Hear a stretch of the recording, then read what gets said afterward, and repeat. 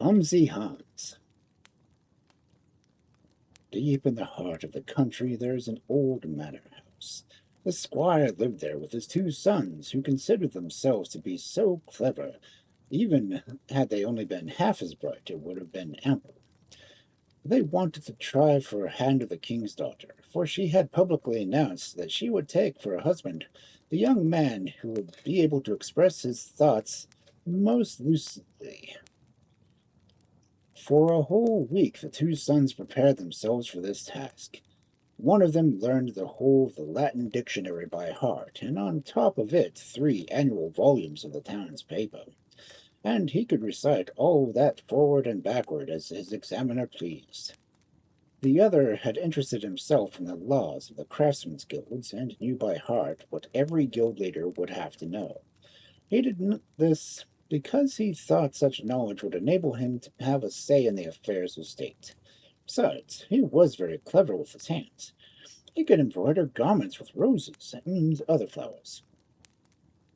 "The king's daughter is mine," they both said, and their father gave each of them a splendid horse. The one who knew the dictionary and the newspaper was given a black horse. The law expert received a milk-white mare.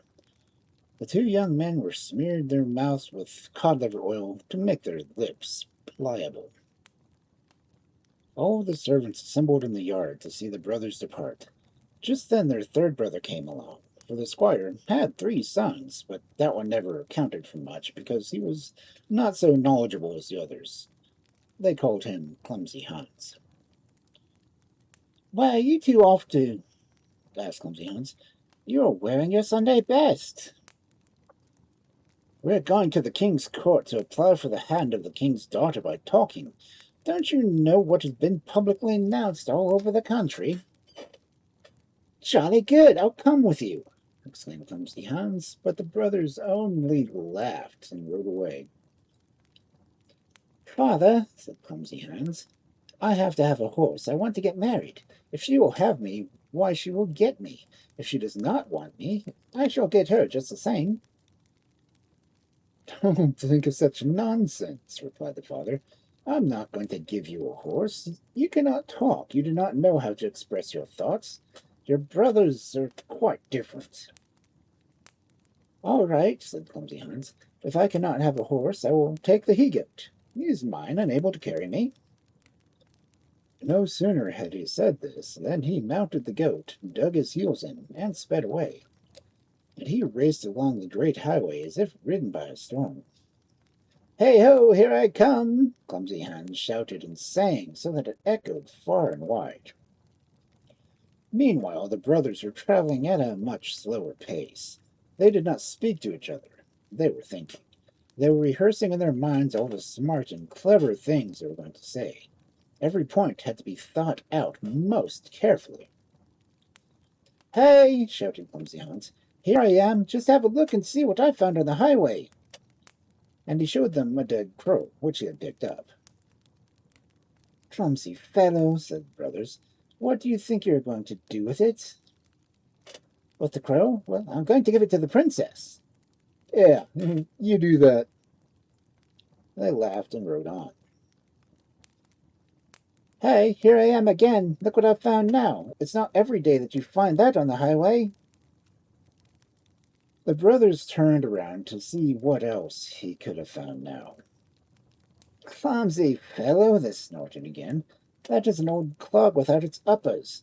Are you going to make a present of this too to the king's daughter?" "Of course I'm going to," replied Clumsy-Hans, and his brothers laughed and rode on. This time they got well ahead of him. "Hey, here I am again!" shouted Clumsy-Hans. "It is getting better and better. This is capital." "What have you found now?" asked his brothers. "Something wonderful," boasted Clumsy-Hans. "I can hardly tell you. The king's daughter will be delighted." "Why," said the brothers, and shook with nausea, "that is plain mud taken from the ditch." "Yes, of course it is," admitted Clumsy-Hans, "and it is mud of the finest quality. It is so thin that it runs through your fingers." And he filled his pockets with mud. But the brothers galloped on a pace that made the gravel in the road shoot up. This is how they managed to arrive at the city gate more than an hour before Clumsy-Hans. There the applicants were issued with numbers. They were all lined up 6 in a row and packed so tightly that they could not even move their arms. That was a very wise arrangement, because otherwise they would have knocked and pushed those in front of them. The other people accumulated in front of the palace to watch the princes receiving the visitors.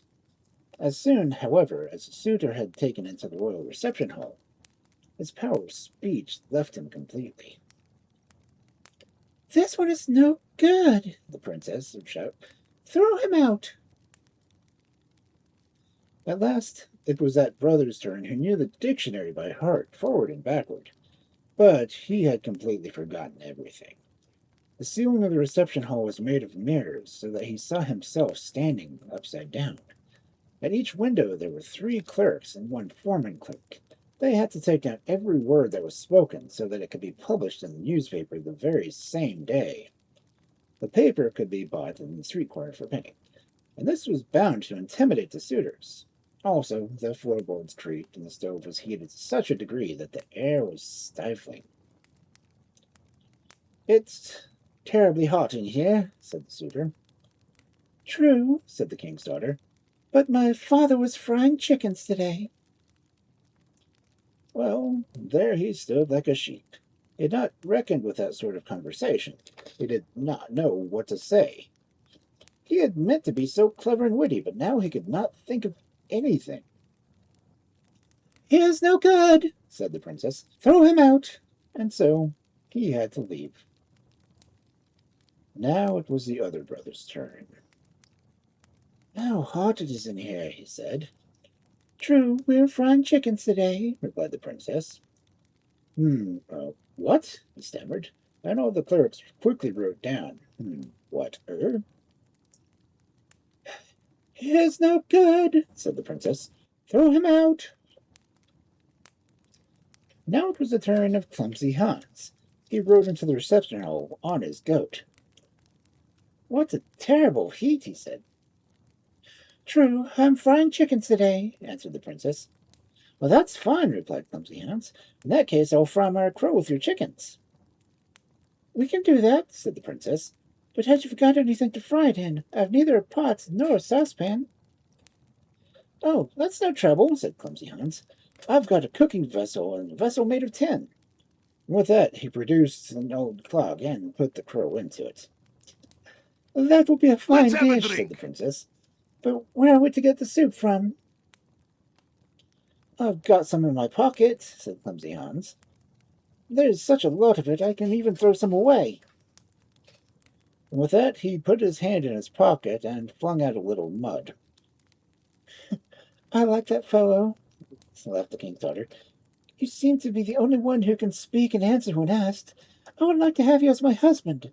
But are you aware that every single word and everything you are saying now is being put down in writing in the newspaper tomorrow for everyone to read? Do you see there are 3 clerks sitting in every window and an old foreman clerk? Now that old foreman clerk is the worst of them because he simply does not understand anything." She had said that solely to frighten Clumsy-Hans. The clerks were highly amused and laughed, and each of them made an ink stain on the parquet floor. "So there are people who influence public opinion!" exclaimed the Clumsy-Hans. "All right, then the foreman clerk shall have the best of all." And he turned his pocket inside out and threw all the mud at the foreman clerk's face. "Well done," the princess approved. "I should not have dared to do that, but I shall learn." Clumsy-Hans became king and got a wife and a crown and sat on the throne. We know all that from the newspapers, but mind, you cannot always rely on them.